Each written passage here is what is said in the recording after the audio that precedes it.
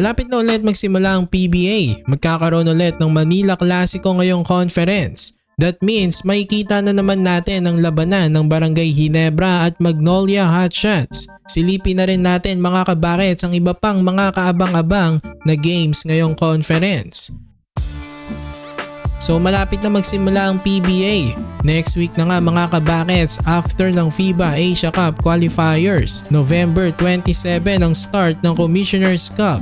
Laro agad ang Converge Fiber Xers. Makakatapat na nga agad ni Jordan Heading ang koponan na nagdraft sa kanya na Terra Firma Jeep. At syempre sa second game, Hong Kong Eastern ng guest team laban sa Phoenix Fuel Masters. Opening day pa nga lang yan pero dapat nyo nang tutukan.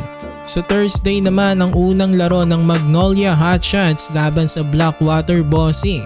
At sa December 3 naman ang unang game ng San Miguel Beermen laban sa Phoenix Fuel Masters. Sa December 6 naman ang unang game ng back-to-back Governors Cup champions na TNT Tropang Giga. Makakalaban nga nila ang guest team na Hong Kong Eastern.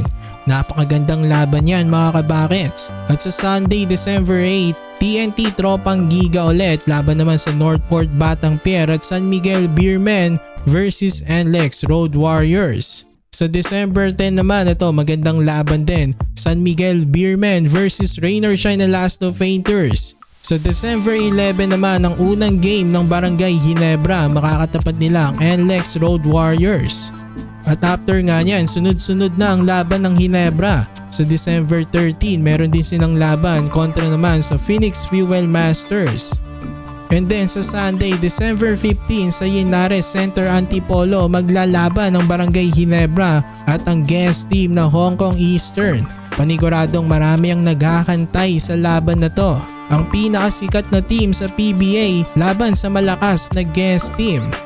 At ito naman ang pamasko ng PBA sa December 25 sa mismong araw ng Pasko. May Manila Clasico, double header pa ito. Sa unang game Meralco Bolts versus Converge Fiber Xers. Barangay Ginebra naman versus Magnolia Hotshots 7:30 PM. After nyan sa New Year makakatapat naman ng Ginebra ang isa pa nilang ka-sister team na San Miguel Beermen. So ayan ang mga kaabang-abang na games sa next conference. Ayun nga, makikita na naman natin ang Manila Clasico. Isang conference din ang lumipas bago magkatagpo ang Barangay Ginebra at ang Magnolia Hotshots. So panigurado marami nang excited sa mga fans ng Hotshots at Gene Kings. Paskong Pasko magkakabanggaan itong magkaribal.